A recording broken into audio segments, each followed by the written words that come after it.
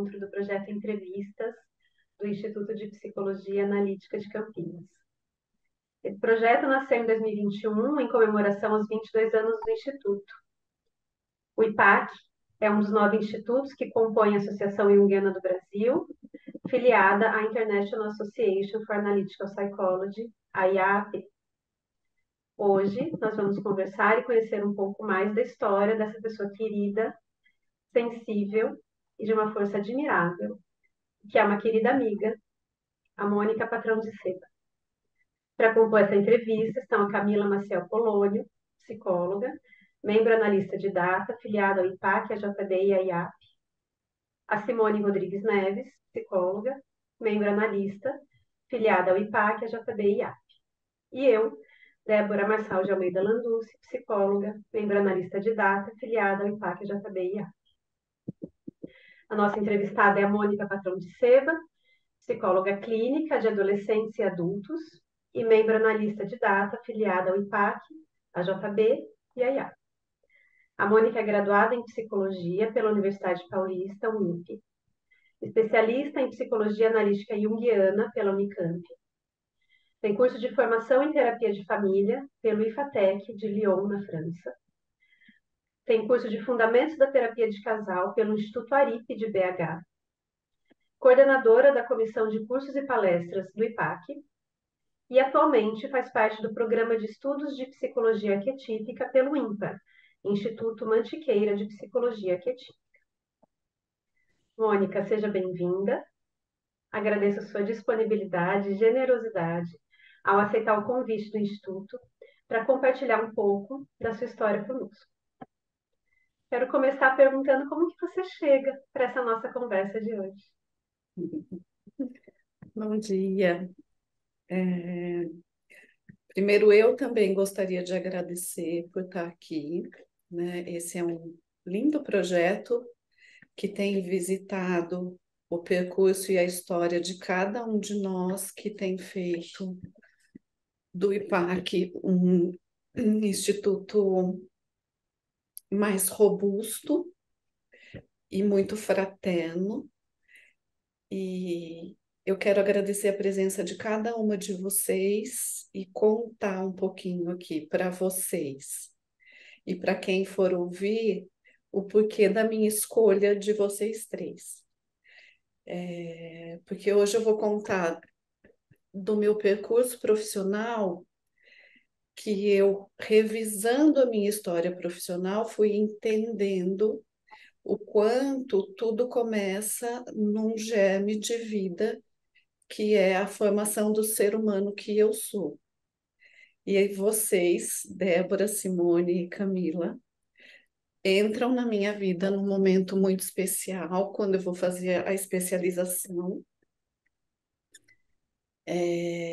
Se aproximam de formas distintas, mas são pessoas que ficaram na minha vida, que são extremamente importantes e que a gente, a partir desse momento, vai vivendo o percurso profissional e o percurso das nossas particularidades e privacidades de uma forma muito fraterna. Então, eu fico muito à vontade, em primeiro lugar, de estar compartilhando esse momento e me oferecendo e recebendo de vocês o que a gente vai viver aqui agora nessa uma hora. Como eu estou me sentindo, Débora, eu fui fazendo uma revisão, né? À medida que a gente começa que a questão da entrevista foi se concretizando, eu fui fazendo uma revisão da minha vida e da pessoa que eu sou como profissional. E aí eu entendo que isso começa, sem que eu me desse conta, na criança que eu fui. Eu fui uma criança criada no campo, de pé descalço, de shortinho rasgado, de chinelinho havaiana às vezes, e bem mateira, muito mateira, que isso quer dizer? Que eu tive uma vida, uma infância muito solta. Minha mãe era muito despreocupada com isso, é até um questionamento que eu coloco. Hoje você não tinha medo, porque eu fugia para o meio do mato voltando da escola e reaparecia no fim da tarde, quando meu pai da varanda da casa começava a convocar os filhos porque estava anoitecendo. E aí eu vou entendendo a minha relação com a natureza, né? A natureza que compõe o mundo e com a minha natureza interna, porque eu ficava sensivelmente mergulhada naquilo, apreciando as coisas da natureza enquanto eu brincava. Uma cena que me é muito, muito familiar, assim, e muito recorrente, é que essa casa da minha infância era toda avarandada e tinha uns bancos de alvenaria e eu me deitava aí, e tem ainda, né? Esse lugar continua sendo da minha família. Tem aí dois eucaliptos gigantescos e eu me deitava de barriga para cima e ficava admirando aquelas árvores.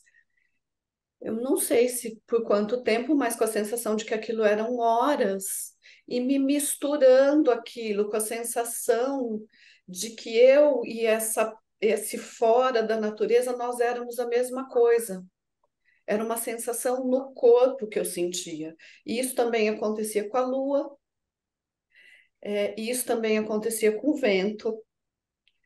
E ao mesmo tempo que eu fui uma criança que me sentia muito solitária, eu me sentia muito preenchida por esse contato. Então, eu chego aqui hoje refazendo conexão, reconectando com esse lugar de onde eu vim. E sentindo essa natureza ecoando em você, no presente também, quando você volta lá e olha para sua história e você vem para cá, né, desse lugar hoje de analista e para contar para a gente da sua jornada profissional, você foi sentindo isso se coagulando dentro de você e hoje isso continua ecoando aí dentro. Isso ecoa com muita força. Eu venho de uma família em que a questão da fé religiosa existia, uma família cristã, mas com pais que sempre questionaram muito essa forma religiosa monoteísta que a gente vive. Eu acho que também por isso eu sempre coloquei muito em questão. Por outro lado, isso faz com que eu me afaste da percepção desse lugar interno profundo. E eu entendo cada vez mais que isso se dá no compartilhamento, né? Essa divinização maior ou de algo maior, em que eu faço uma crença de sentido de vida e para além da vida, fica nesse contato e nessa experiência que muitas vezes, quando eu paro para viver uma imersão na natureza, eu sinto e eu não explico. É que eu entendo que seja da ordem do luminoso mesmo, mas é da ordem de uma experienciação única. E aí, para ir caminhando para a psicologia, meu percurso profissional foi muito sofrido, né? Eu ouço vários de vocês contando disso, da entrada na psicologia como um chamado dessa percepção sutil, sensível. Eu acho que quando eu entro na idade adulta e na fase de escolher uma profissão, me profissionalizar, isso foi extremamente angustiante, porque eu não sabia exatamente o que eu queria fazer. E aí, na fase de prestar vestibular, eu começo a fazer alguns cursos. Na entrada desses cursos não dura muito tempo, eu me mantenho um semestre, um ano no máximo, e eu abandono. Eu não via sentido no ambiente universitário, não me sentia confortável e eu ficava extremamente angustiada tentando encontrar o fio que me conectasse àquelas escolhas que eu tinha feito e não conseguia achar. Até que, assim, pela terceira vez que eu ingresso num curso, eu disse: chega, chega, eu paro por aqui, isso não é para mim. E eu venho de uma família árabe, uma família que o comércio é alguma coisa muito natural, circula com naturalidade. Isso, para mim, é uma coisa natural também. Eu penso que eu faço psicologia como uma coisa de alma, mas às vezes eu penso que eu poderia fazer muitas coisas e outras eu não poderia fazer nunca. E aí eu fui trabalhar com a família, que é comerciante, e fui instaurar um comércio meu na época. Isso eu estou contando, gente, eu tinha 19 anos de idade. Eu monto um comércio com a ajuda do meu pai. Esse comércio vai se expandindo.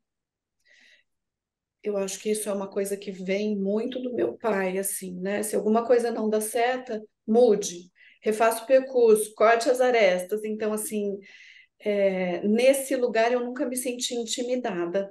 E eu fui moldando esse comércio na cidade onde eu vivia, até entender do que é que aquele público precisava. Esse comércio foi se expandindo, mas eu tinha sempre dentro de mim uma coisa de que, assim, eu não vou fazer um curso universitário, né? Eu não vou, e uma inferioridade muito grande com relação a isso.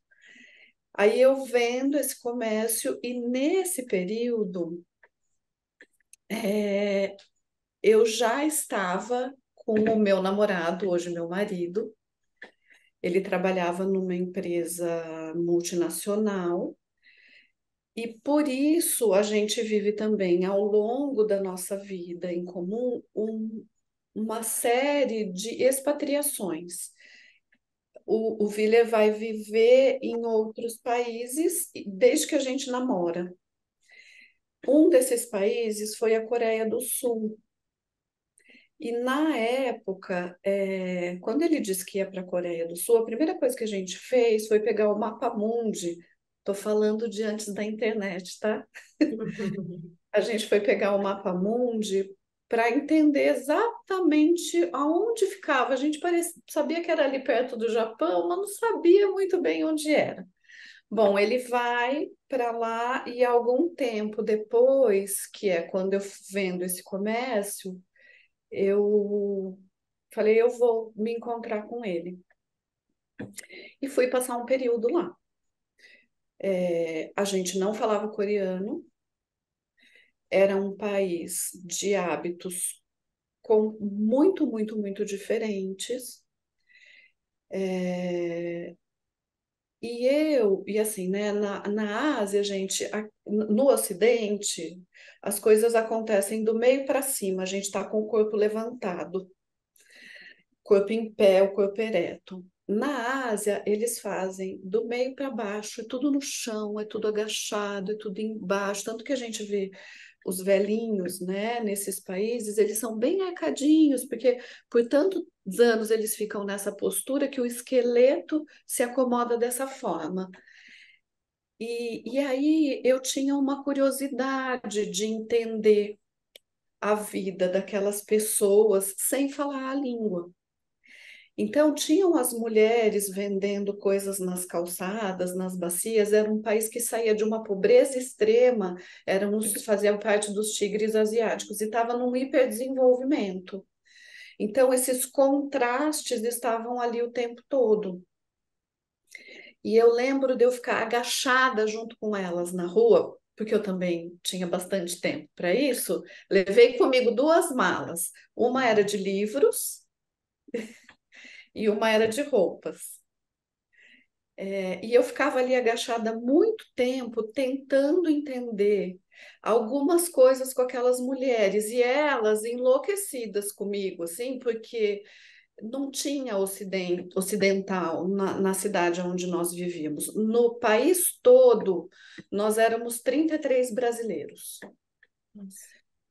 E, e aí, essas mulheres enlouquecidas com o meu cabelo, com o meu olho redondo, com as minhas formas físicas diferentes, e eu tentando entender a vida delas, os costumes diários, por mímica. E aí, meu marido me vira e me diz assim, viu? Você já pensou em fazer psicologia? E aí eu falei assim, psicologia, gente, assim, eu não sabia nem do que se tratava, psicologia. Não tinha a menor ideia. Psicologia, quando eu fui cursar, era um curso recente no Brasil. Não tinha por volta aí de 35, 40 anos. E aí aqui eu falei, nossa, psicologia. Ele falou assim, é porque eu te vejo com um interesse pelas pessoas, você está o tempo todo observando as pessoas, querendo saber das pessoas. Uma curiosidade, aquilo ficou guardado. Voltei para o Brasil. Quando sincronicidades da vida, né? Quando eu volto para o Brasil nessa angústia do que eu faria, eu volto para o Brasil para nos casarmos, porque a gente sabia que da Coreia ele teria uma outra missão. Mas nessa angústia do que fazer e tal, a minha cunhada, que é uma pessoa queridíssima, uma das minhas cunhadas, me diz, uma pessoa extremamente sensível, me diz assim, e uma mulher forte, né, que também veio me conceder um lugar do feminino na minha própria pele, na minha história, que eu ainda não me apropriava. Ela me diz assim, Mônica, por que que você não faz psicologia? E aí eu a mesma sensação, nossa, psicologia. Ela falou, nossa, porque eu percebo que assim as pessoas se aproximam de você. E você tem uma delicadeza na forma de conversar e de receber o que as pessoas trazem. Fiquei com aquilo ali. A gente vai embora. Aí fomos morar na França. Quando eu volto, falei, vou experimentar essa psicologia. E fui experimentar a psicologia. Fui fazer faculdade, fiz faculdade trabalhando, fazendo roupa, que eu mesma fazia. Porque era uma forma de eu pagar a faculdade.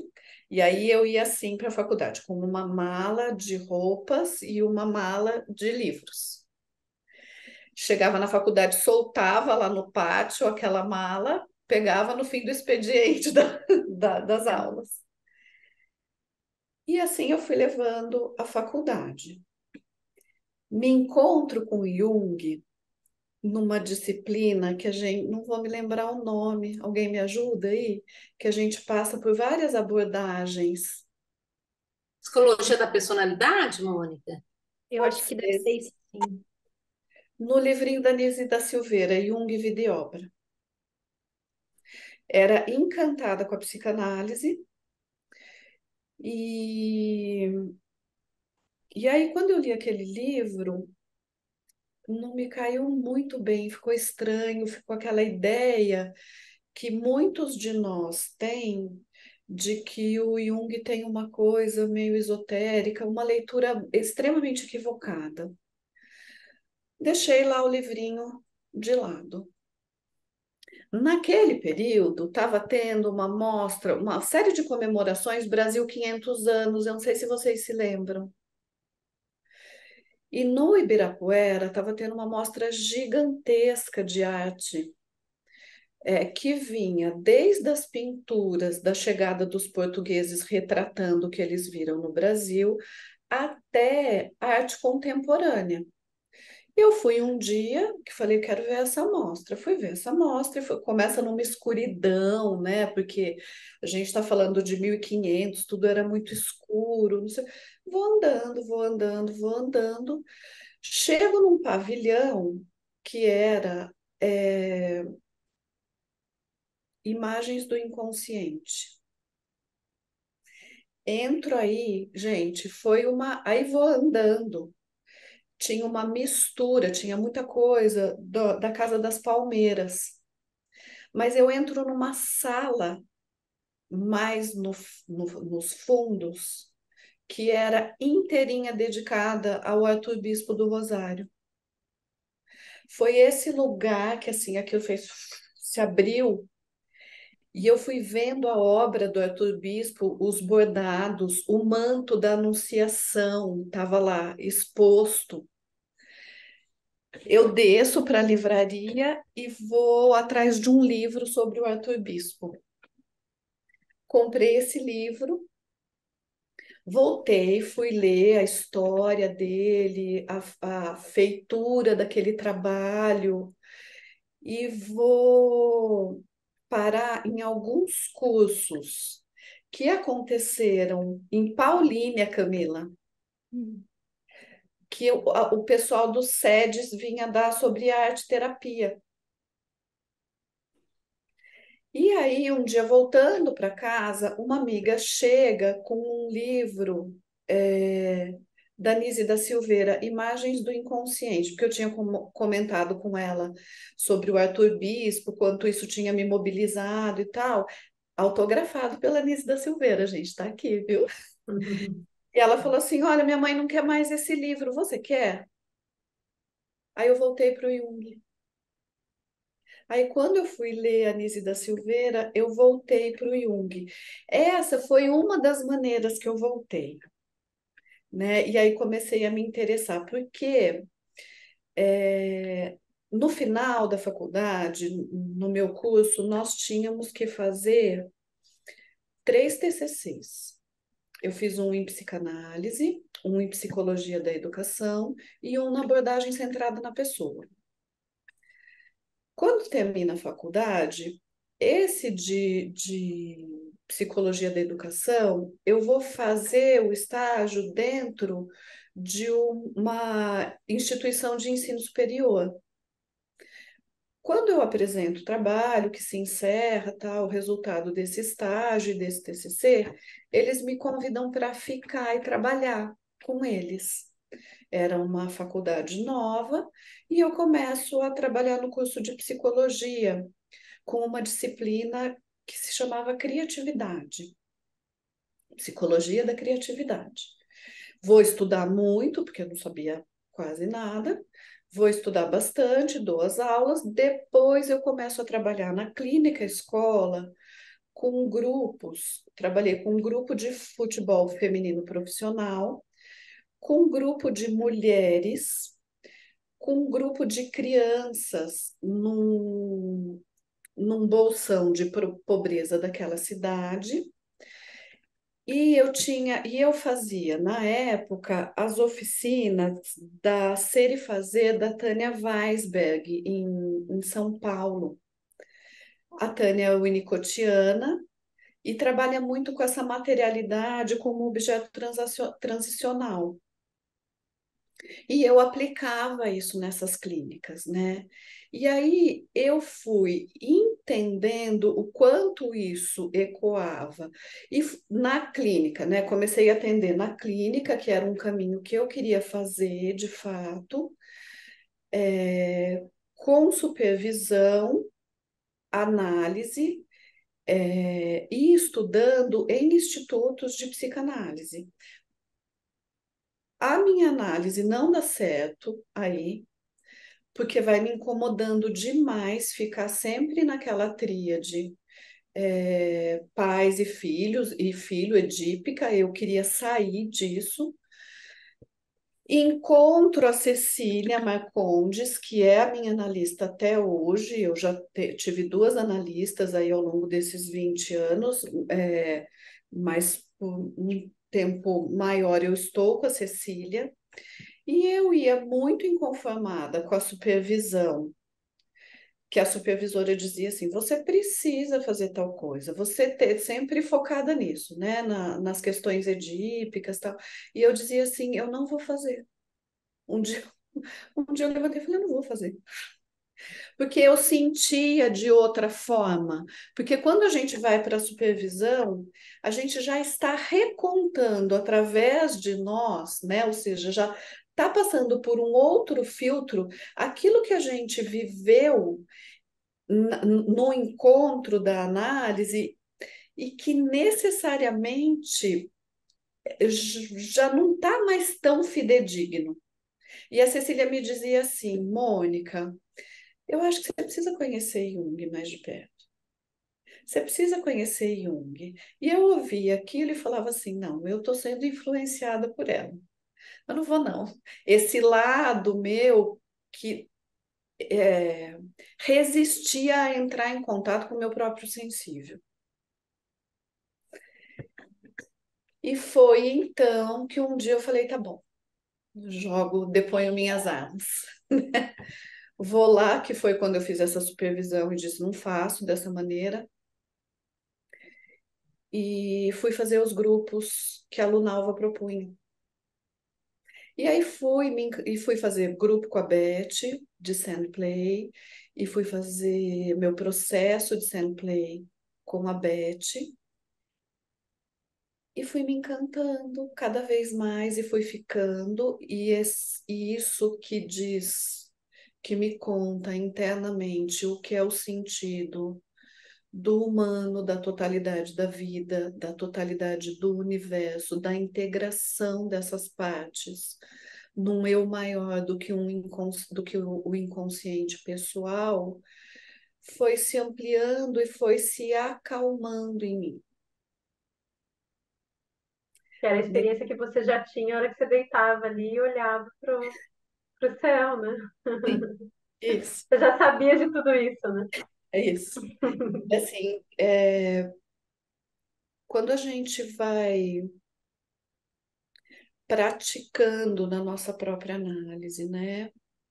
O encontro com essas instâncias que a gente não conversa com tanta frequência, quando a gente vai tendo revelações sobre si próprio, quando a gente vai oferecer encontro em análise e a gente vai percebendo que essas camadas vão sendo mobilizadas nesse vaso que a gente vive tanto na análise pessoal quanto no nosso fazer profissional, isso vai se acalmando no sentido de poder trabalhar em paz, né?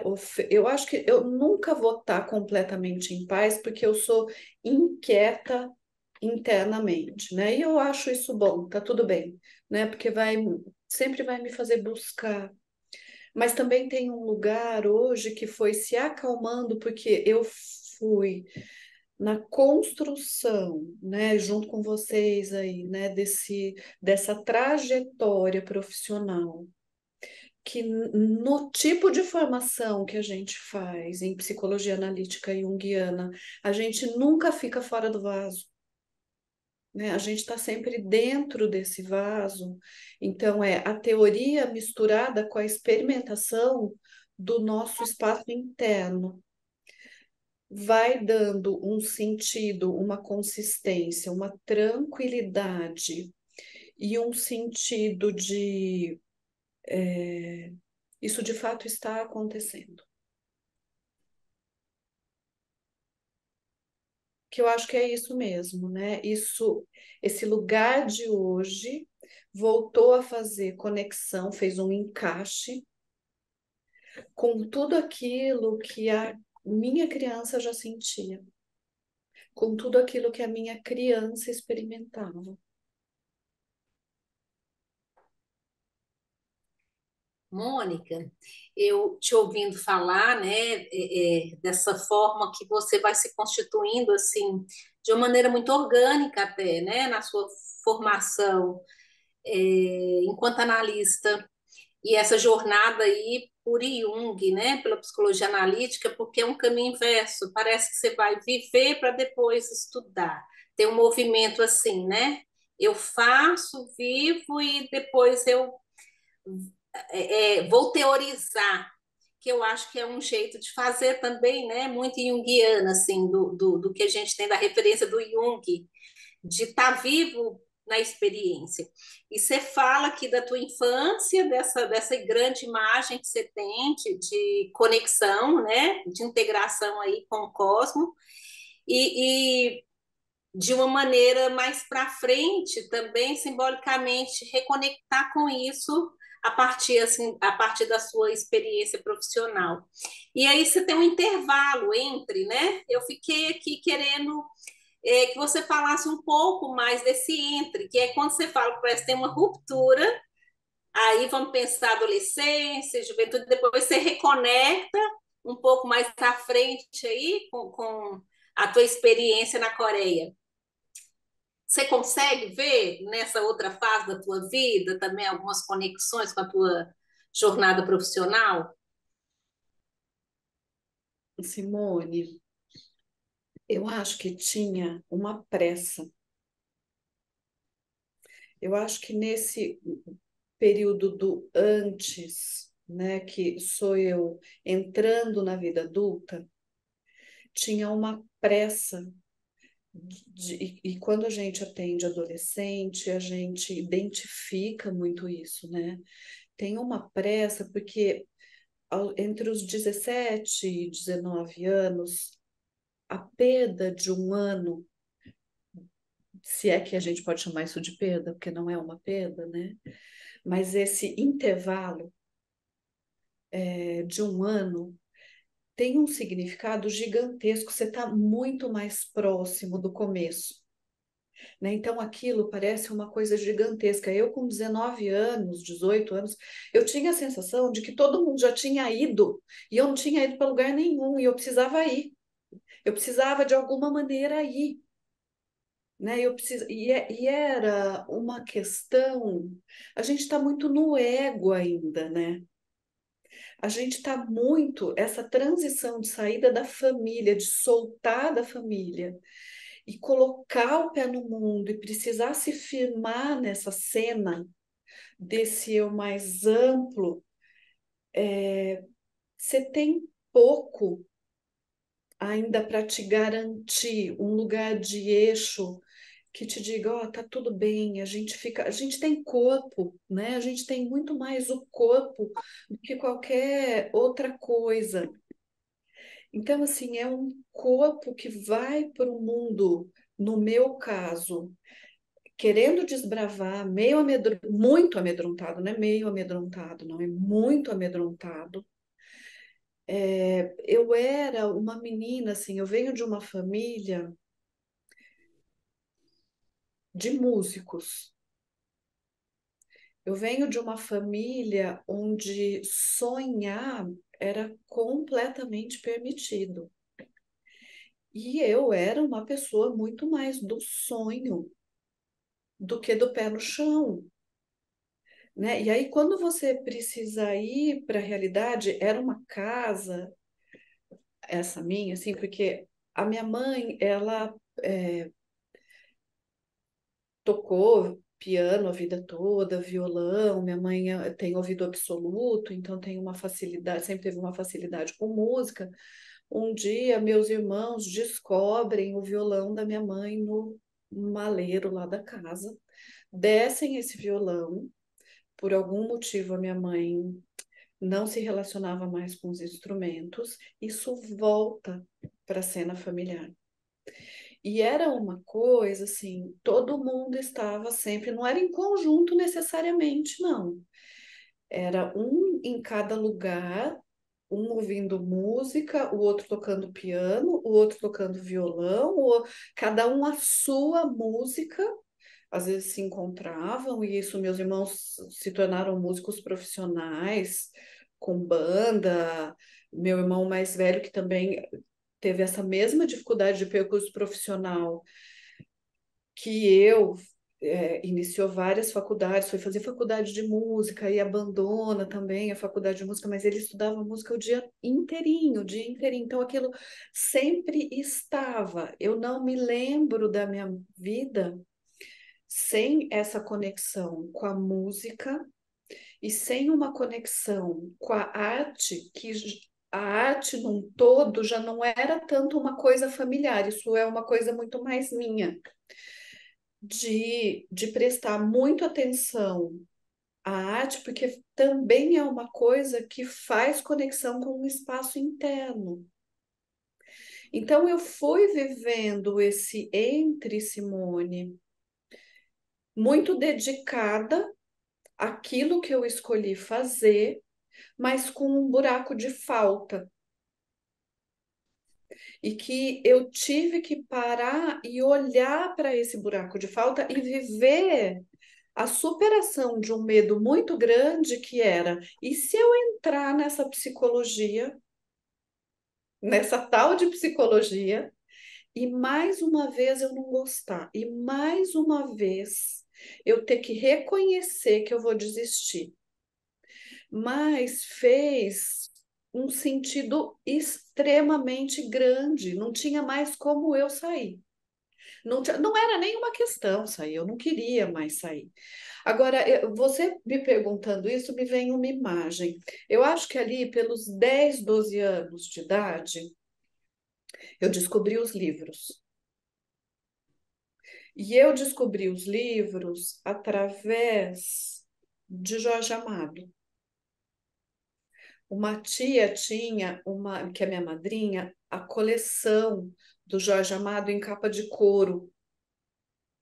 E aí, um dia, porque eu acho que tinha um estímulo, né, para vamos fazer essa menina ler, vamos lá, né? E elas contaram do Capitães de Areia e eu peguei o Capitães de Areia e levei para casa. Nessa varanda da casa tinha um balanço de ratã. Vocês se lembram? Vocês fazem a imagem aí? Eu era sempre muito pequenininha, né? Na escola, enquanto teve fila, eu era sempre a primeira da fila, de tão pequenininha. E aí eu cabia nesse balanço como uma caminha, um ninhozinho aconchegado. Eu comecei a ler esse livro e eu fiquei enlouquecida, eu não parava mais de ler, e eu fui lendo a obra do Jorge Amado e daí para frente foi. Eu me lembro de um dia, no jantar de casa, nós nos reuníamos e ficávamos falando uma série de coisas e tal, trocando. E eu comecei a falar sobre a situação eu acho que, quem sabe, até o que tenha me interessado é porque, assim, aos 9 anos de idade, eu fui para Salvador com uma amiga e eu fiquei muito impressionada com Salvador. Bahia é um lugar que eu volto até hoje, eu nem sei dizer quantas vezes eu já fui. Eu sou apaixonada pela Bahia, pelo jeito que as pessoas vivem, pela natureza, por aquela miscigenação dos povos e e por aquilo que cada povo guarda de si ali de uma forma muito original. E quem sabe tenha sido isso, assim, ter visitado me fez fazer conexão com aqueles meninos e com os lugares que eles descrevem em Capitães de Areia. Mas também me trouxe a realidade de um país com muitas diferenças sociais. E esse dia à mesa, eu comecei a falar sobre isso. E os meus pais e os meus irmãos pararam para me ouvir. E eu acho que é a primeira vez, porque eu tenho uma imagem um pouco vaidosa dentro de mim, de que eles me enxergaram, de que eles me viram como eu sou, porque o meu pai falou assim: Nossa, será que você vai fazer ciências sociais? E aquilo caiu em mim como alguma coisa assim: essa sou eu, esse é o mundo pelo qual eu me interesso.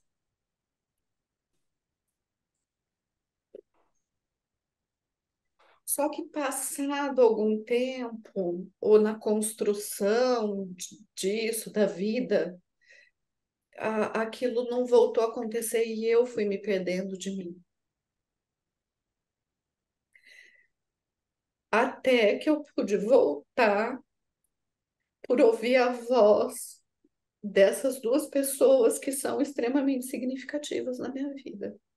Uma que me significa como mulher no meu feminino, na ideia de existir como um feminino que pode ter lugar no mundo. O outro como meu parceiro que diz assim, que é um cara que tudo faz na calma e tem a sabedoria de esperar as coisas acontecerem e me dizia, calma, vai no seu tempo, calma, vá, vai lá, vai ver. E foi aí que eu mergulhei de vez, Simone. Foi nesse momento. Eu estou achando tão interessante, porque essa fase perdida, né, foi extremamente importante para você se tornar a profissional, né, assim, tão competente que você é hoje. Vale a pena se perder de vez em quando, né, Mônica? Acho que se perder faz parte, né? A gente vai entendendo quantas vezes a gente se perde, né? Mas a psique sabe o caminho, né? E tudo isso que vai passando pela nossa vida faz parte de uma construção. E se a gente confia, né, na psique, a gente vai se soltando nesse rio e vai deixando que essas águas nos levem.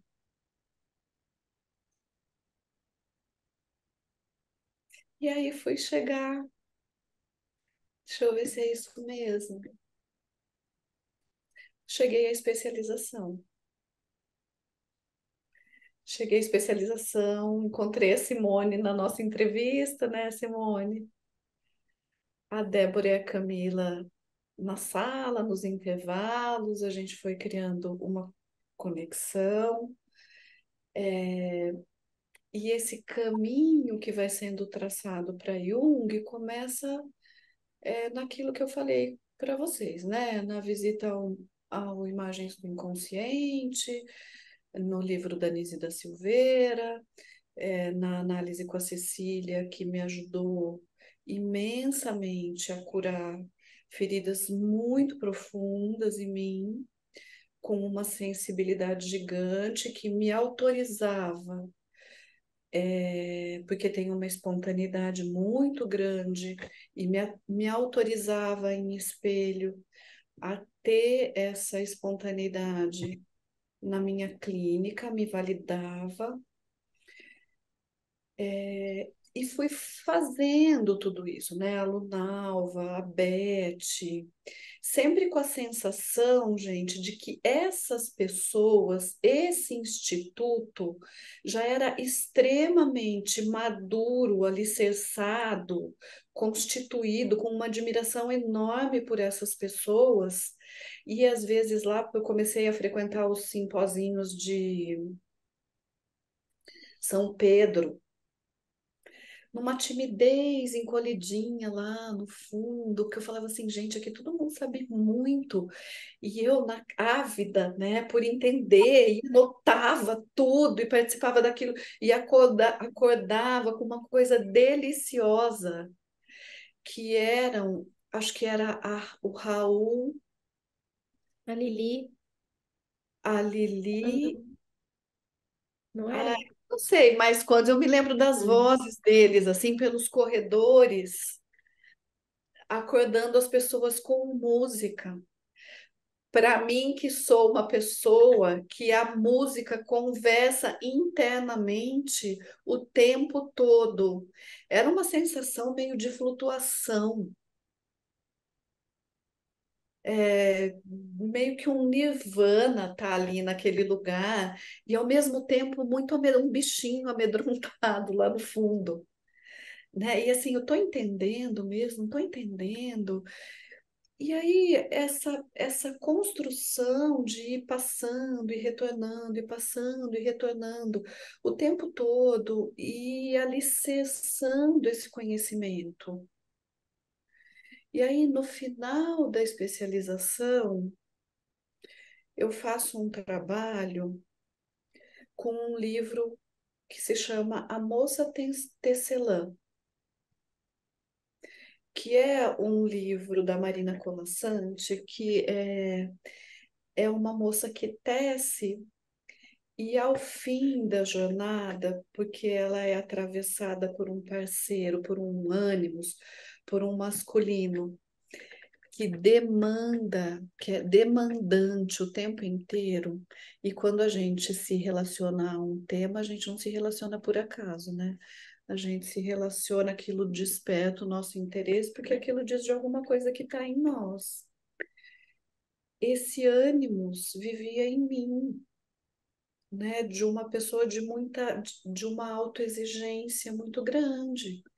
E eu fui pensar aquilo no feminino, e na construção do fazer analítico, desse fazer que desconstrói, reconstrói e passa pelo mesmo lugar, numa espiral. Aí a gente dá um tempo aí, né,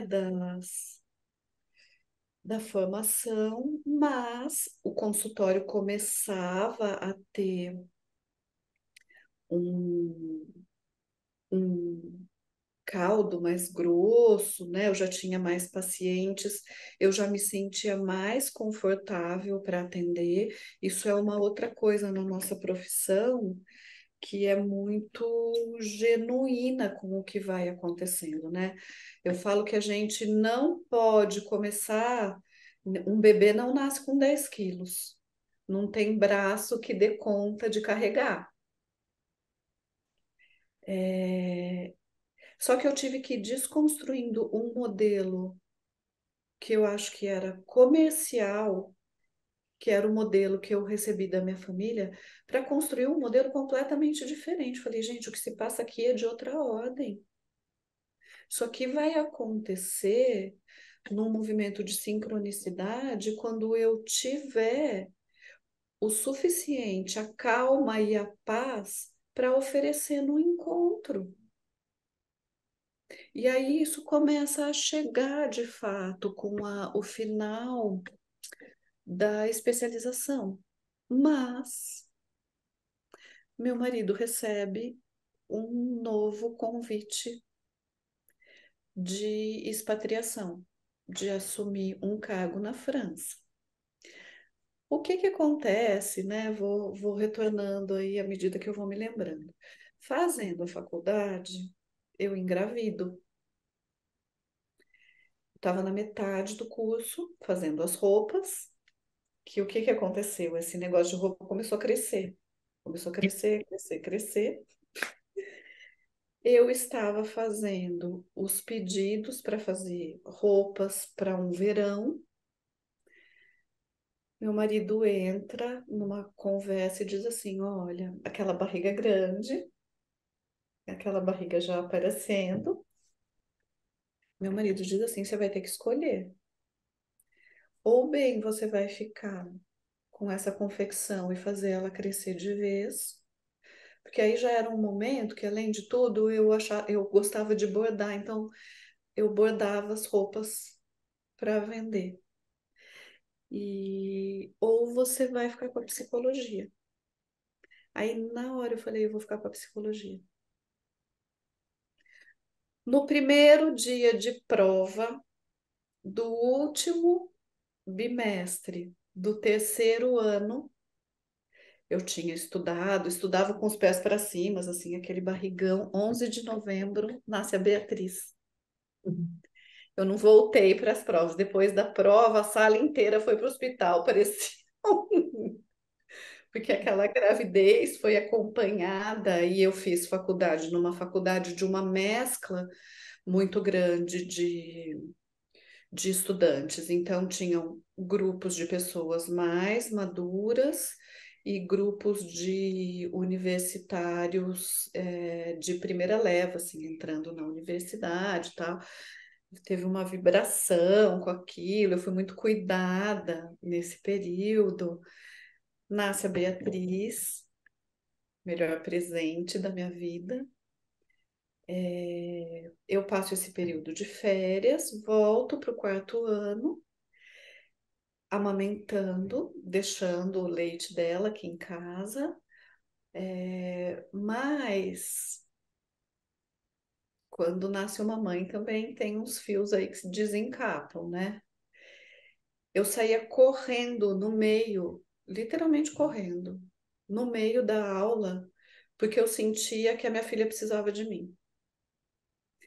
E os professores foram muito generosos com o meu puerpério e com o cuidado disso, de eu poder dar a assistência que eu achava que minha filha precisava e voltar para a faculdade, e ir cursando e terminando o curso.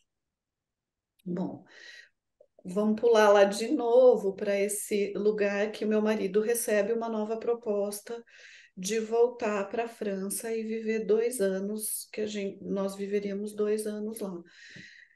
E isso foi um embate, porque eu falei assim, agora eu não quero mais desistir disso que eu consegui criar e estar consistente. Isso eu já tinha aí uns 7 anos de formada.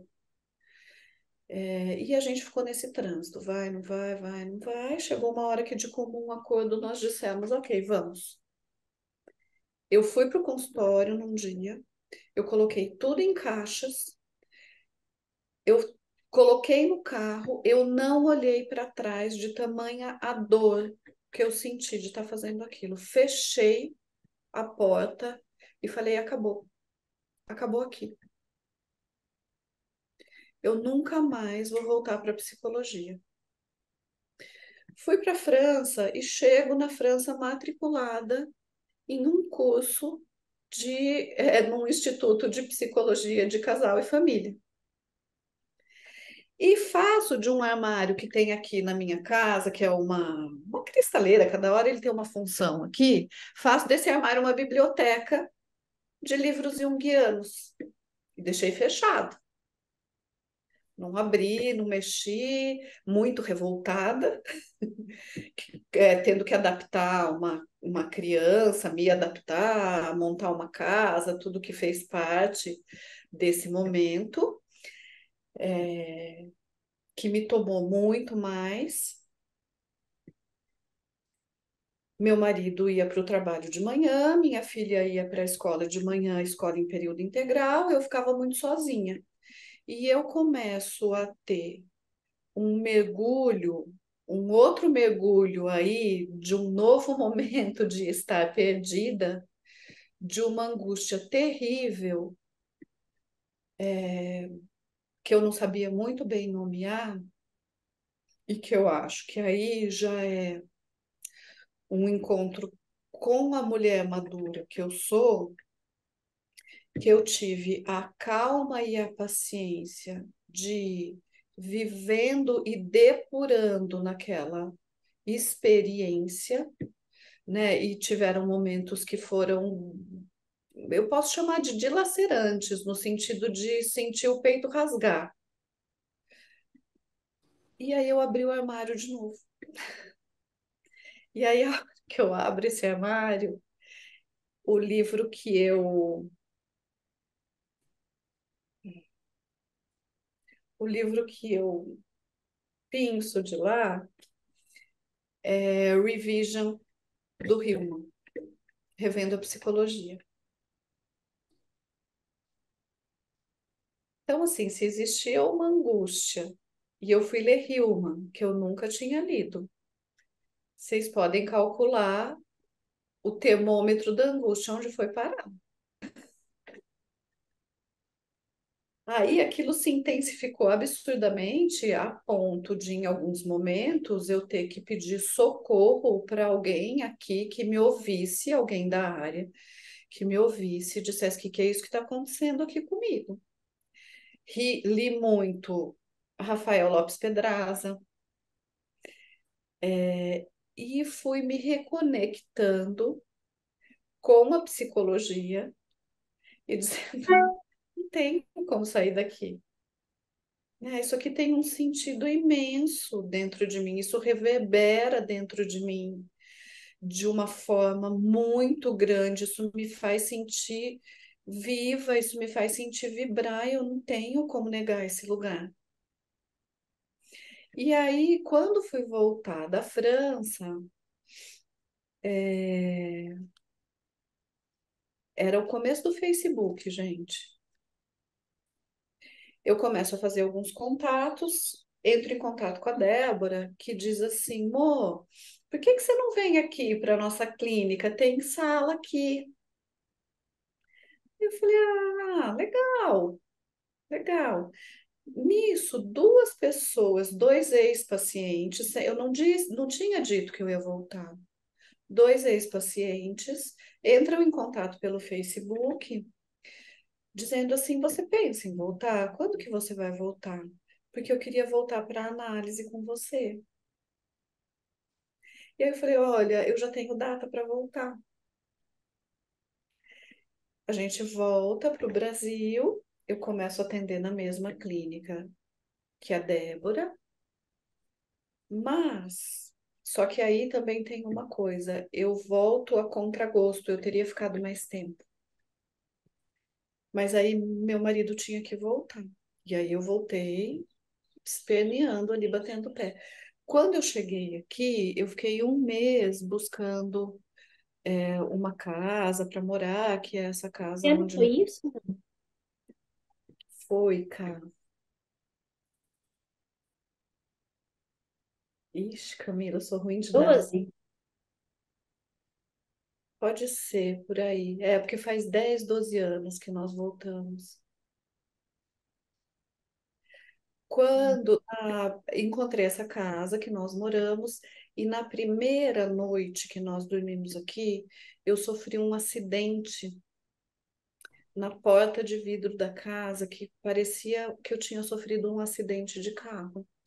Eu quebrei o meu nariz em muitos lugares, assim, esmigalhou meu nariz. E eu já tinha tudo marcado para voltar para o consultório. O consultório estava certo, pronto. Eu já tinha marcado com essas duas pessoas que eu voltaria para o atendimento. Eu não voltei, porque eu tive que ficar um período recolhida, cuidando disso em médicos, uma série de coisas. Só que nesse momento eu entendi, jamais sensível às coisas que se passavam internamente, eu entendi que eu precisava voltar para a França e fechar um ciclo que eu não tinha fechado. Compro os bilhetes, pego minha filha pela mão, vamos lá. Voltei. Voltei para essa cidade onde a gente viveu, que eu tenho um carinho imenso, tem parte da nossa história de família, de vida, de construção de vida, e que tem dois rios que fazem uma confluência num determinado ponto. Nós chegamos, deixamos as malas, pegamos duas bicicletas, que é um meio de transporte muito comum na Europa, e eu falei: vamos andar nas margens do rio? E fomos andando num dia de sol, de verão, fomos andando, andando, andando, andando. Quando eu cheguei na confluência do rio, que a gente para e fica olhando e se deliciando com aquilo, me veio uma voz que disse assim: pronto, agora você fechou, pode voltar. E aí aquilo me deu um alívio. Falei: agora eu posso retomar o meu lugar lá. E aí eu trouxe de volta a minha energia, minha alma, tudo que tinha ficado naquele outro lugar, porque mais uma vez eu saí correndo, sendo prática, quem sabe para não entrar em contato com aquilo que me doía muito. Eu precisava viver a dor de deixar alguma coisa que naquele momento era muito importante, especial para mim. Interessante, né, moça? Você olha, você vai para o mato, você vai para o balanço, para o bercinho, você desce no chão, lá na Coreia, você volta para o rio, né? Parece que quando vira um só, você se encontra, né? Nessa terra, nesse lugar, dentro da psicologia. E aí você vai para a formação? Gostoso ouvir isso, cara. É, É, acho que são esses lugares de aninhar, de convergir, porque a vida, né, tem isso. A vida prática, ela nos convida para fora o tempo todo, né? Mas aonde estava o fogo? Porque, olha, era a terra, era o ar, né, do vento, do balanço, da terra lá na Coreia, da água na França. Onde entrou o fogo? Eu acho que está nisso, Camila, eu sinto muito isso em mim, uma força de realização, uma força de fazer, que eu acho que tem muita relação. Agora eu estou aqui refletindo com tudo isso que a gente está trocando, com isso que a Simone diz, né? Eu não tenho, ou eu não tenho tanto esses insights anteriores à ação. Eu ponho o pé no mundo, eu vou, eu faço, eu realizo, e aí o sentido daquilo chega. Mas é porque alguma coisa lá dentro tá, né, essa psique que conduz e diz, vai lá.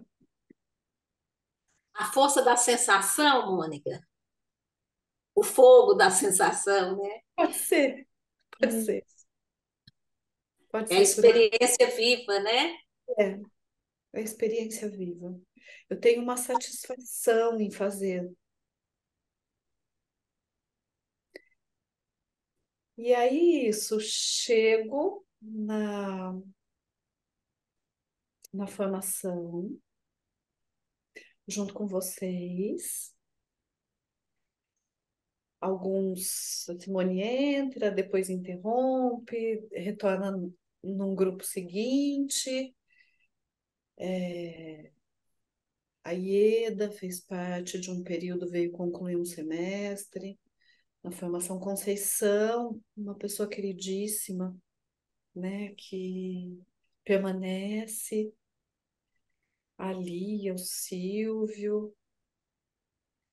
E aí a formação tem isso de novo, né? A gente se reúne num final de semana, estuda antes, vai para um mergulho intenso entre teoria e a força da nossa existência, que eu voltava para casa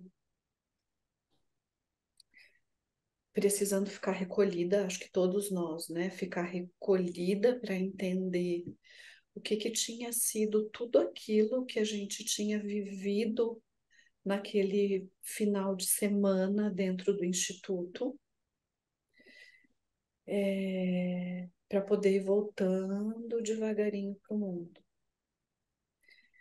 Mas eu acho que todo esse percurso também foi me dando esse lugar de recolhimento, de autorização ao recolhimento.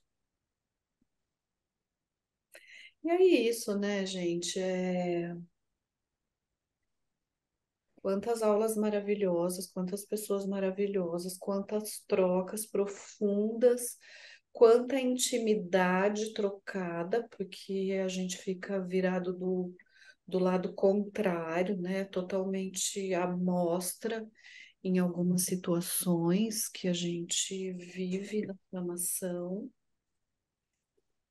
E aí, assim, tiveram pessoas muito especiais, mas como colaboradora, né, de um dos seminários, colaboradora da Fabiana naquele momento, eu não sei se vocês se lembram, eu levo para poder amarrar com a teoria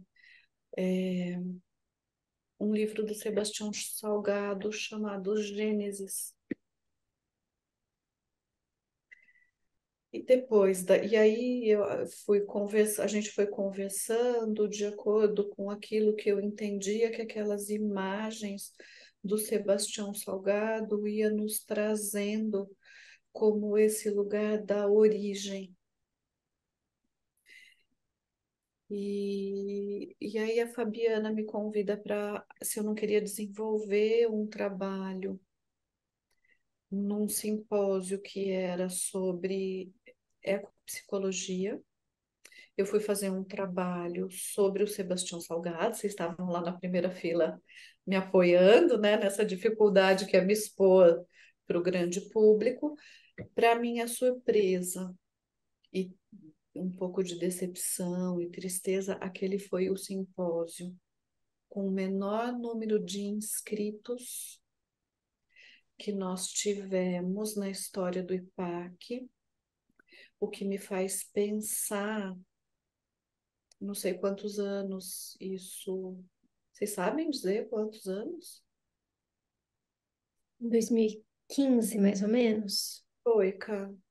O que me faz pensar o quanto a nossa consciência com esse mundo maior de integração com o coletivo, que não é só da ordem do humano, é da ordem da integração com esse unus mundus, com a totalidade, com a emergência, que é da gente voltar para essa relação num grupo de profissionais, numa abordagem que as pessoas estão ligadas a isso.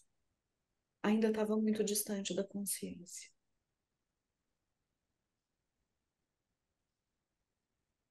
E de como eu entendo, né? Porque assim, ao mesmo tempo que eu tenho essa conexão, né, com a natureza maior, eu também entendo que desde muito cedo eu tenho uma preocupação muito grande.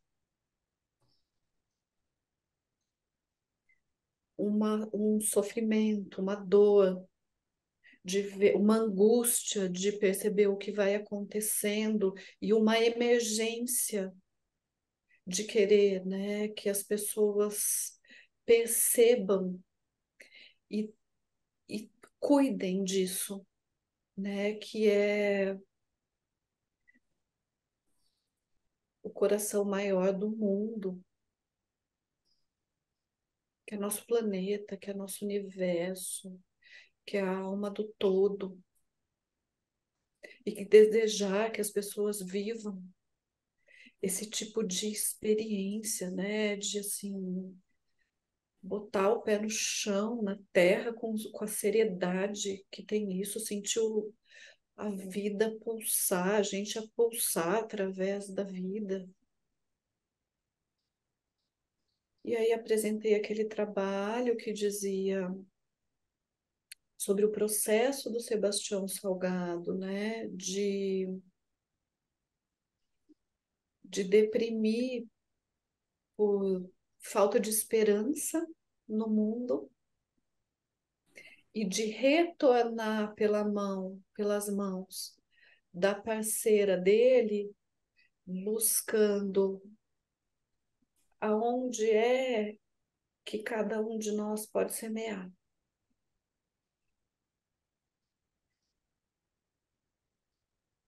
Porque eu também entendo, né, que a gente é um pequeno semeador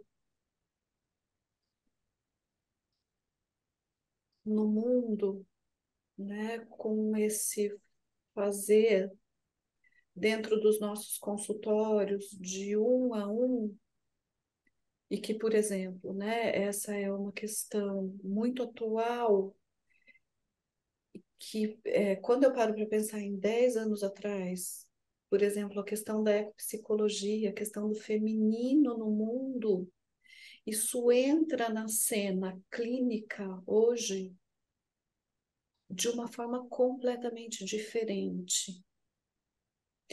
E aí, apesar dos meus questionamentos com relação a isso, né? Qual é o meu lugar de analista?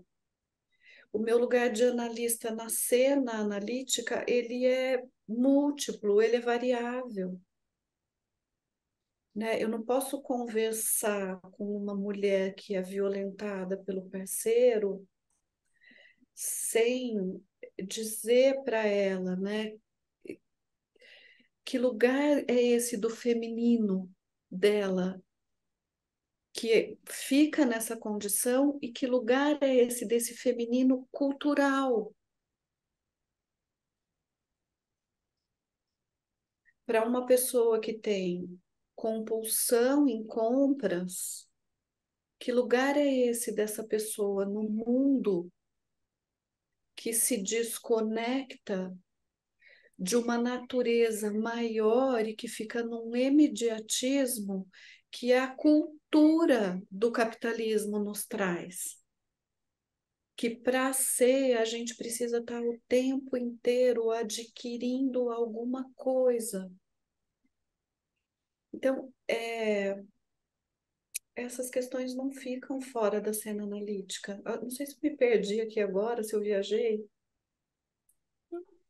E a sua monografia, onde que entrou nisso, nesse processo, né? Na sua relação com o feminino, natureza, o processo de formação, esse retorno para o Brasil e para a clínica, né? Para esse lugar que era seu e que tinha sido tão doído deixar e você não deixou porque não dava para deixar. Conta pra gente um pouquinho desse fechamento do processo, né, que a gente vai fazendo e que a monografia entra aí, conta do seu tema e amarra um pouquinho pra gente toda essa história. Então, eu acho que passados esses anos, cada vez que eu vou falar da monografia, ela fica ou numa amplificação do que foi o tema, ou numa transformação do que foi o tema. Mas primeiro, de novo, eu não sabia qual era o tema. Um monte de gente já estava lá com seus temas muito claros e eu não sabia qual seria o tema. Eu não sou uma pessoa da academia, eu sou uma pessoa da poesia, da arte, da música, né? Com essa linguagem que fala em mim e que eu não aceitava e que eu falei, é isso que eu tenho, né? Deixa eu valorizar, deixa eu entregar isso. E aí, gente, naquele desespero, fui conversar com a minha tutora, qual seria o tema. Tive o seguinte sonho, que está na minha monografia. Tive o seguinte sonho, que a minha casa de infância se incendeia e que eu tinha que entrar no meio das chamas para salvar o meu tesouro. E na minha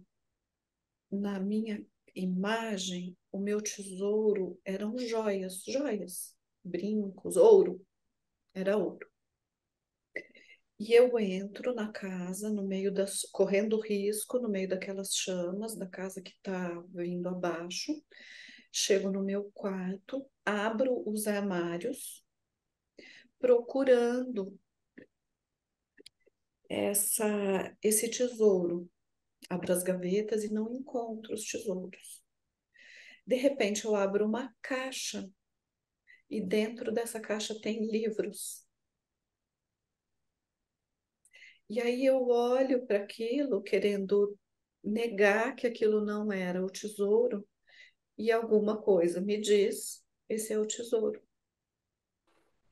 Eu pego aqueles livros e saio do incêndio.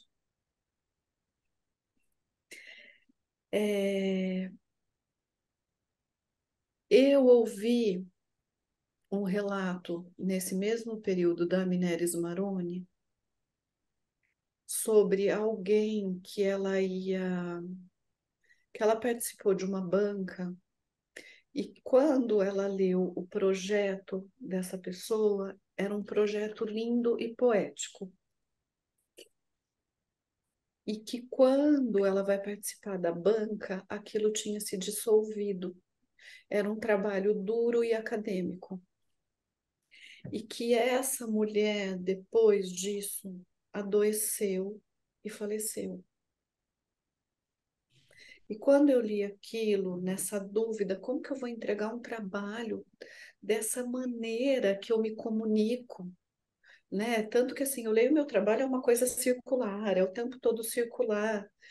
Eu falei assim, não, gente, é mais acadêmico. Quando eu li isso, esse relato da Minéria Maroni, eu chamei a Fabiana para ser minha orientadora e disse assim para Fabiana, contei disso para Fabiana e falei, Fabiana, você está disposta a me acompanhar?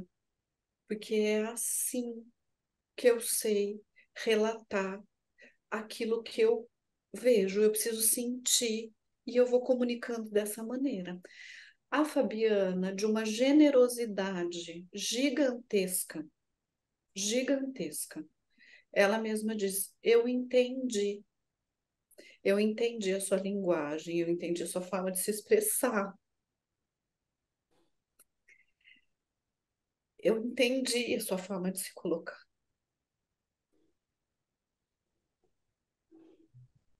E, e aí eu fui falar sobre a relação com o tempo, usando dois deuses da mitologia grega em interface, que é Cronos, o deus do tempo, da cronologia, da obrigação de se fazer, do tempo que se impõe, e de Kairos, o tempo que nos acontece, o tempo do criativo. E eu fui colocando isso, né, com arte, através do trabalho da Marina Abramovic, que convida as pessoas a se sentarem diante dela numa mostra, sem tempo para sair dali, ou seja, a estar presente, a ficar presente, a deixar que as coisas surjam no seu tempo, a compreender esse outro tempo, a suportar o vazio que se instaura para que alguma coisa surja sem que a gente tenha que ter pressa para fazer e para realizar. Eu estava contando aquilo para o público que ia me ouvir, mas eu estava contando aquilo para mim também. Eu estava me contando. Eu estava contando e acreditando e identificando teoricamente que esse é o tempo da análise, que esse é o tempo da alquimia analítica, de um lugar que a gente vai vivendo lentamente, calmamente. Que hora entra a água? Que hora seca essa água? Que hora entra fogo? Que hora as coisas se decompõem para se recompor de uma outra maneira? E aí foi essa a minha apresentação de monografia. E agora falando, mais uma vez tendo esse entendimento, né? Que no momento que eu fiz a monografia e que eu fui apresentar, ele ainda era mais duro, né? Com essa coisa do compromisso, eu preciso apresentar, eu preciso fazer, e que agora, aqui falando, já é o momento dessa naturalidade em mim que faz e vai lá na frente e degusta, e decanta, e compreende. E aí, te ouvindo, tudo vai se encaixando e dialogando. É tão claro, assim, né? Não sei se as meninas também sentiram isso, mas acho que sim. Ouvindo você contar sobre esses dois tempos e o processo de experimentá-los e de respeitá-los, fica claro. Acho que a gente pode começar a fechar o nosso encontro de hoje. Eu quero te agradecer, né? Dar o espaço para as meninas contarem. Essa foi a minha impressão que ficou aqui, mas acima de tudo, uma gratidão muito grande por poder ouvir a sua história. A gente se conhece, somos amigas, né? Já faz aí um bom tempo e uma pessoa muito especial na minha vida. mas ouvi coisas que eu desconhecia e foi maravilhoso saber mais de você, saber mais da sua história, um privilégio gigantesco. Ah, gente, eu que agradeço imensamente. É, antes de chegar, né, para essa entrevista, antes de aceitar a entrevista, a minha dúvida, a minha questão era que eu me vejo um pouco como uma obreira da psicologia, sabe? Vai, faz a obra, gosta muito disso que faz. Participo do IPAC hoje, que é um instituto que eu acho fantástico, né? A diversidade que está imersa no IPAC, as transformações que têm acontecido no IPAC, o respeito, o acolhimento. Mas eu pensava assim, gente, não é uma vida com grandes feitos. E aí, num momento, eu pensei o seguinte: toda vida tem uma importância extrema. Toda vida é um marco no mundo e é alguma coisa para ser contada. Aí eu compartilho com vocês. Essa que é a minha vida. E eu agradeço profundamente, assim, né, pela companhia de vocês aqui e na vida. Vocês são de extrema importância para mim. E por me darem esse suporte nesse momento e em tantos outros desse caminhar que a gente tem feito juntas. Foi muito Agradeço. bom te ouvir, foi muito bom te ouvir. É uma história muito bonita e eu faço sempre imagens das pessoas assim, né? E eu fiquei muito com essa coisa do quanto você é todos esses elementos da natureza, né? A terra, o vento, o fogo, a água, né? E o quanto isso tá num grande caldeirão, né? Agora mesmo tava um sol, tá chovendo aqui. E, nossa, que legal, né? Você encerra teu período na França, nessa coisa do Rio que me marcou muito, vem a chuva, a gente encerrando nosso encontro, né? Na terra fértil, né? E eu sou muito grata por você estar na minha vida também. Somos todos, né, Cá? Somos todos esses elementos, né? A gente precisa é, colocar atenção ao sensível, né, para isso. Obrigada. Mônica, querida, ai, também estou muito emocionada.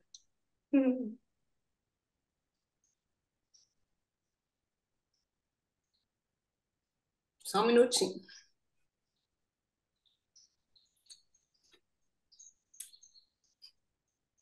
Tudo bem. Então, ouvindo aí você falar, né? Sempre tem uma coisa nova que eu descubro, né? E hoje descobrindo uma costureira em você. Fiquei profundamente emocionada, porque a minha história com a costura é muito antiga, né? E essa mulher tecelã que você escreveu lá na especialização e depois você vai alinhando aí na monografia com a questão da temporalidade, né? E toda a sua narrativa poética que você traz aqui para gente, né, Mônica? Eu acho que é isso. Isso é vida. E a tua importa muito, assim, muito para mim, é muito para nossa. Que bom que você existe, que bom que você escutou o chamado aí de seguir o caminho da psicologia analítica. Você pegou essa linha e teceu, e está tecendo, né? Tem tecido um tapete maravilhoso. Gratidão, né, pela tua história, pela nossa história, pela tua presença na minha vida, pela tua presença aqui no IPAC. E é isso. Obrigada. Que linda. Obrigada, Simone. Nós me emocionaram também. Obrigada a todos que nos acompanharam, que assistiram aqui essa entrevista.